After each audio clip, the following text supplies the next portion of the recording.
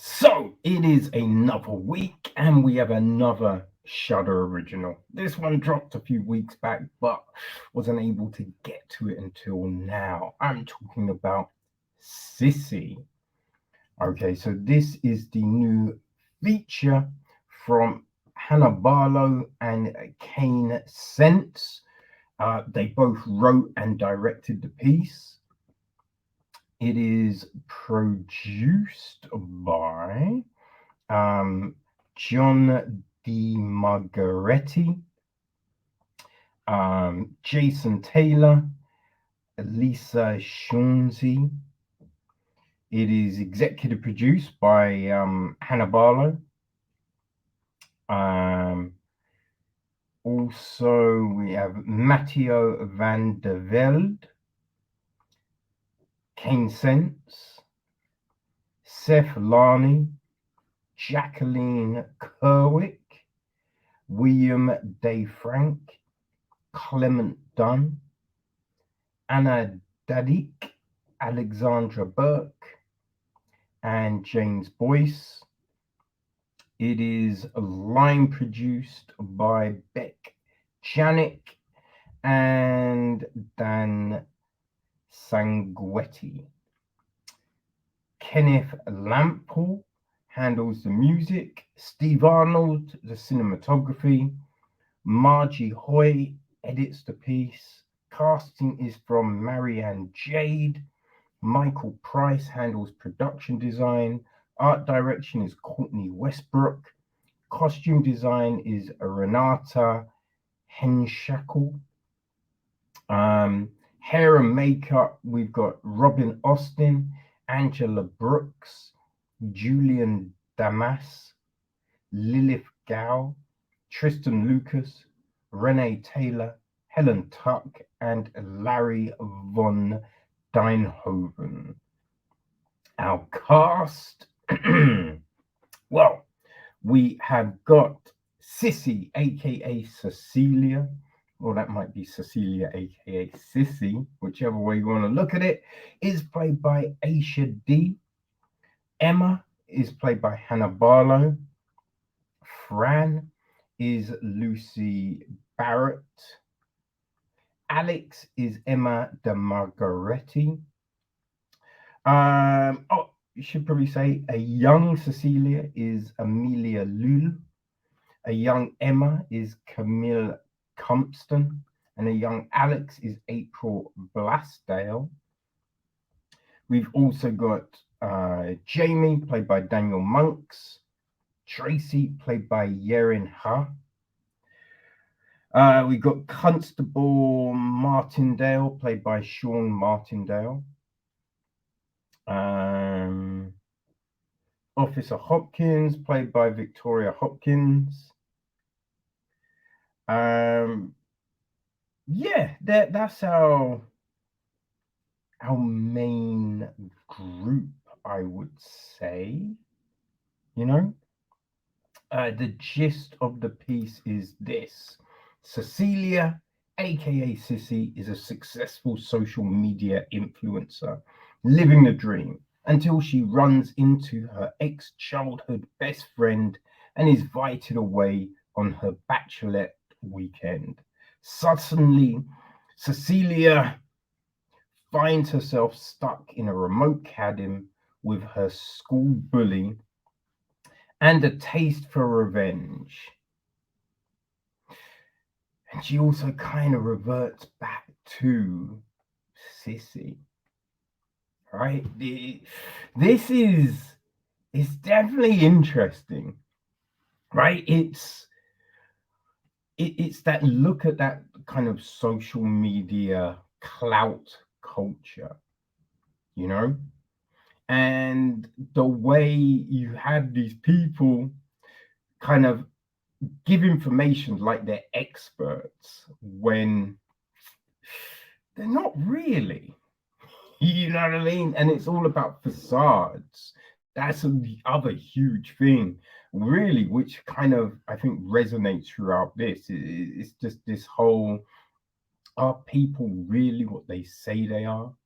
Because we start off and we have Cecilia, You know, she's got her channel, Sincerely Cecilia, and she gives advice and techniques on coping with stress and, you know, feelings of loneliness and separation and just all of these sorts of things. You know, put a rope around you, create your own personal uh, circle of solitude, and just all of these kind of things, which, listen, some people find them that they legitimately help, you know, but is it concrete advice? You know, I mean, should you use this rather than maybe seeking therapy?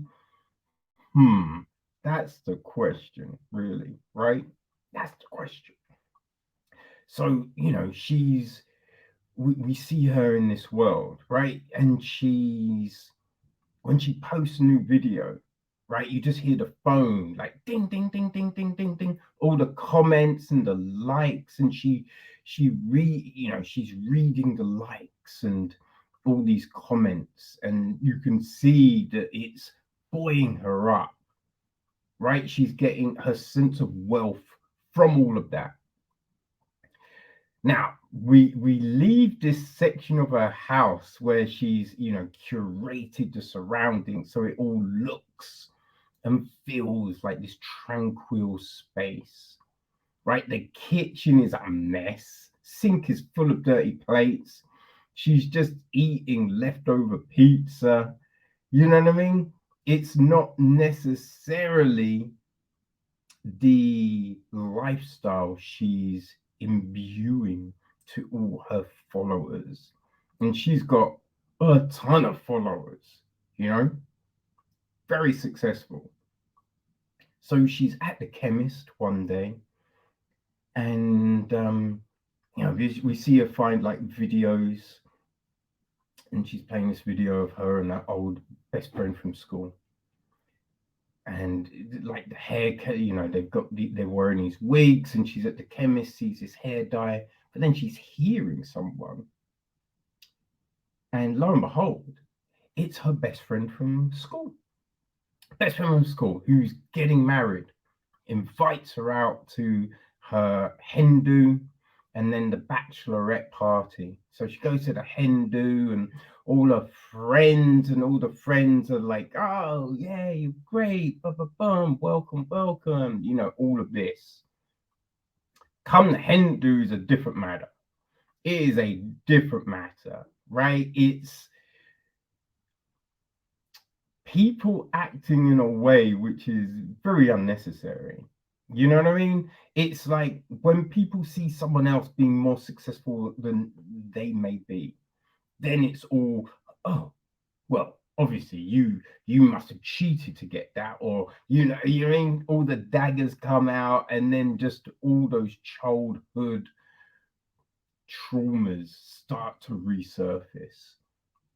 And that's what this is. It's a revisiting of the childhood, right? And the things that scarred young Cecilia and what might come to the surface, you know? And it's funny how, right, these sides are drawn. And I think people then suddenly start to see people in these different lights, you know?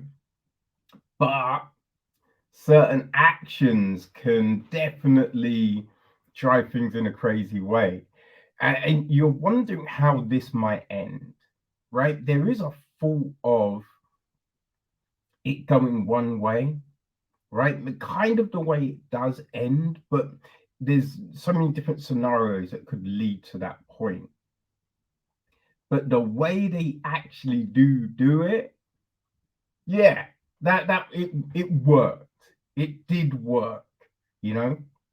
And the acting was great. Like Aisha playing Cecilia does this great job of switching between these personas, like switching between this self-help, self-styled guru to then this person who is just consumed by these childhood traumas, right? And we get this, and then it's just like the actions that spring from like living in these personas. It's very well done, right?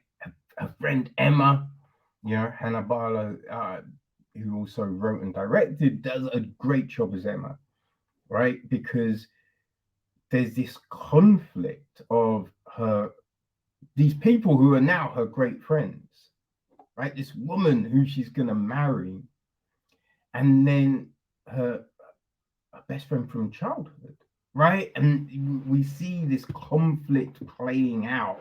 It's handled very, like, the cattiness of the friends is great. It's all, yeah, acting is superb. Right now, there are certain parts of the story which you do like. There's a bit with a bullet which you're just like, wait, hold on. If that bullet came from where that bullet must have come from, I don't know how you're doing this thing. Right? That was a little crazy, but some of the effects, there's a bit in a car. I won't say anymore, but I don't know how they did that, but damn, god damn, that was done so well. Also, the bit with the crutch, again, done very well. Very special effects people for this need to take a bow because they killed it. They really did. It was a superb job. Like, there's definitely questions, like a necklace. You're kind of thinking, wait, why would she be? Surely that would be, but I guess it speaks to the state of mind. But yeah, as an indie horror, this, it's done pretty well. It is definitely done pretty well. It's more on the psychological kind of tip because it's dealing with like emotions and all of this. Now, look, we do get murders, right? So it then does. I think if you're fans of like the what is it, the Slumber Party Massacre, you know, Freak Street, like those, I think you might enjoy Sissy. I think you'll dig it. But yeah, it's not too crazy in the horror that's gonna be like, I cannot sleep now, which is always a good thing. It's always a good thing. But yeah, Sissy, it's done well. It's definitely done well, and very interesting to see what these guys do next. You know, yeah. So if you've got your Shudder subscription, you've enjoyed all the stuff on there, then Sissy might be another one to add to your list.